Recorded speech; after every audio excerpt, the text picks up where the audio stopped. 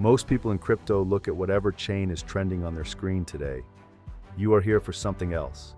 You are here for the engine that could move real money in real time.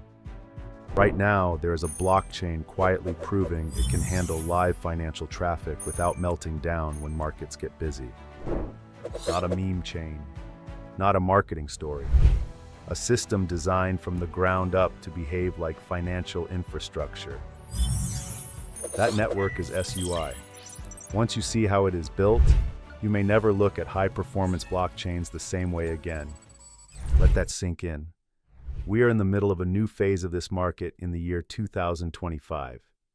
Exchange-traded products on the major assets exist. Rates are slowly easing. Liquidity is waking up. But this time, serious capital is not just chasing the loudest narrative.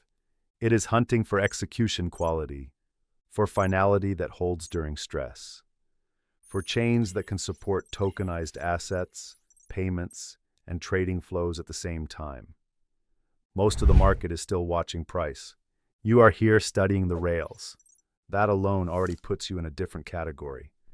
The problem is simple to describe and brutal to solve. Most blockchains were not designed for live money flows. They were designed for speculation first and operations second. They work well when activity is light. Then a token starts moving, volume spikes, and suddenly fees jump, blocks fill, and finality stretches. For a trader chasing a move, that is annoying. For a firm settling millions between desks, that is unacceptable. Because when thousands of positions start moving at once, slow systems do not just lag, they break. Real-time finance needs three things at the same time. Fast confirmation that stays predictable when the network is busy. A way to process many unrelated transactions in parallel without them tripping over each other. And a data model that does not collapse into chaos the moment you start tracking complex positions instead of simple transfers. Most chains try to bolt these on as upgrades. That is their biggest mistake. SUI comes from a different origin. Its core designers worked on building a global-scale payment system long before SUI even existed.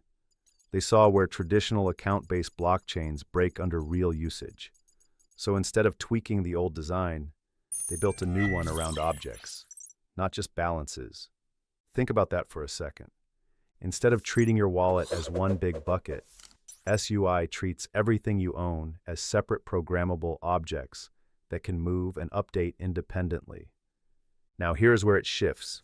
Imagine your portfolio not as one account line, but as many distinct objects. One object for a stablecoin position, one for a structured product, one for a game asset that also has financial value. In a traditional design, many of these would compete for the same account lock when you transact. On SUI, they can often be updated in parallel because the system understands they are separate objects. In simple terms, more can happen at the same time without conflict. That changes everything for throughput. Public descriptions of the network architecture explain it this way. Most blockchains order every transaction globally, then execute. SUI tries to minimize how much needs full ordering. If a transaction touches only your objects, it can often be confirmed quickly without waiting on the entire world. Only when there is shared state does the heavier consensus step in. In plain language, it saves the expensive machinery for the few transactions that really need it. The rest can move with lighter coordination. Sounds efficient, right? It is. And under heavy load, that design choice becomes a weapon. Now bring this back to real-time finance. In an environment where markets move in milliseconds, waiting even a short extra delay can change prices. If you are routing payments between venues, arbitraging small differences, or updating risk in real time, you need systems that keep latency as stable as possible. Network data suggests SUI was built exactly with this profile in mind, not as a toy chain, but as a low-friction engine for transaction-heavy applications. Very few people map this level of detail. If you understand this, you are already ahead. But speed alone is not enough. If all you optimize for is raw throughput, you risk creating a system that is fast when idle and fragile when stressed. So SUI leans on another idea. It makes ownership explicit at the protocol level. Who controls what? How it can be moved? Which rules apply? Think of it as each asset having its own rulebook, instead of being one line inside a crowded ledger. This makes it easier to model real-world style instruments on chain without losing track of what belongs to whom. Most people stop at that high-level story. That is their biggest mistake. Because once you pair that data model with a language like Move, you can express far more precise behavior around assets. You can say this token can be split but not duplicated. This position can be transferred only if certain conditions are met. This collateral cannot be reused beyond a limit. In simple terms, the system is built to respect conservation of value at the code level, not just by social agreement. If you are thinking about tokenized treasuries, complex derivatives, or programmable settlement flows, this matters a lot. Now let us anchor this in reality. SUI is not just running demos. Developers have already launched payment applications, exchanges, and games that run live on the network. Some wallets on SUI are now handling not only speculative trades, but also regular transfers and in-app purchases in the background. Developer updates indicate that pilot projects are exploring SUI as a base layer for high-volume retail and gaming flows, where small delays are very visible to users. That is exactly the kind of constant, noisy traffic that exposes weak designs. If the network holds up there, it is sending a clear signal about what it can handle next. Token design sits at the center of this. SUI, the token, is used to pay for computation and storage. It can be staked with validators to secure the network. Rewards from staking flow back to those who lock their SUI in support of the validators. In simple terms, the token is not just a speculative chip. It is the fuel, the security bond, and part of the coordination mechanism all at once. That means any serious growth in on-chain activity can feed back into demand for SUI, as long as there is real usage, not just trading noise. Most of the market looks at that and shrugs. They say every chain has gas and staking. On paper, they are right. In practice, the interaction between object-based execution, parallelism, and fee design is where the difference shows. If you can process more useful work per second per unit of cost, then each unit of gas is doing more for builders and users. In a competition for real financial flows, that efficiency gap can become a wedge. You are not most people. You see why that matters. Now let us talk about adoption and what smarter money may be watching. You will not see every serious experiment announced with dramatic headlines. Often it is quiet integrations. A custody platform adding SUI rails for future tokenized products. A trading venue testing settlement flows. A game studio choosing SUI, so it can handle many simultaneous user actions without constant performance headaches. Developer grants and ecosystem funds are being used to pull in projects that need reliability more than they need raw marketing support.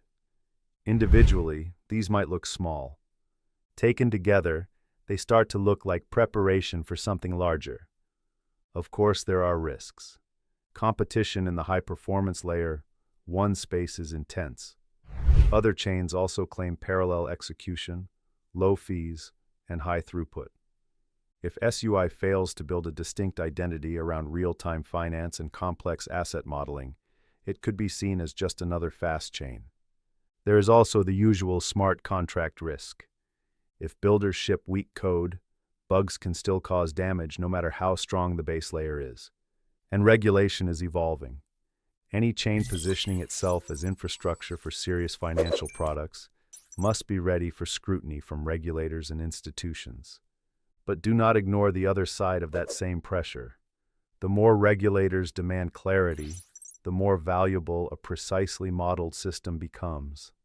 A chain that can represent ownership and restrictions cleanly is easier to integrate into compliant products than one that treats everything as a loose balance in an account. As tokenization of assets grows, someone will have to provide the rails that feel safe enough for larger players.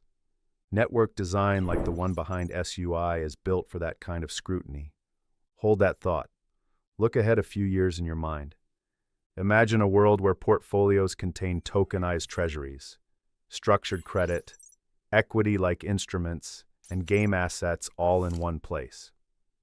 Behind the user interface, something has to keep these objects synchronized while markets move. Something has to make sure every transfer, every rebalance, every liquidation is reflected accurately and quickly. That is the job of a real-time settlement engine, not a speculative playground. If SUI can hold its technical edge and grow its ecosystem in that direction, it will not just be another chart on a screen. It will be part of the machinery. For you as an investor, the question is simple. Do you want exposure only to the narratives that everyone shouts about? Or do you also want exposure to the quieter systems that may end up carrying real value when the market matures? SUI is not guaranteed success. Nothing in this space is. But it is one of the few projects explicitly designed to answer the question of how real-time finance might actually run on-chain. That alone makes it worth serious attention. Most people will only look back once the story is obvious. By then, the easy asymmetry is gone. You are here now, mapping the infrastructure before that happens. Very few people map this level of detail. If you understand this, you are already ahead. If you value deep research like this, subscribe to Crypto Wayfarer. Because we are not chasing hype. We are decoding infrastructure. Stay sharp, stay strategic, and keep wayfaring.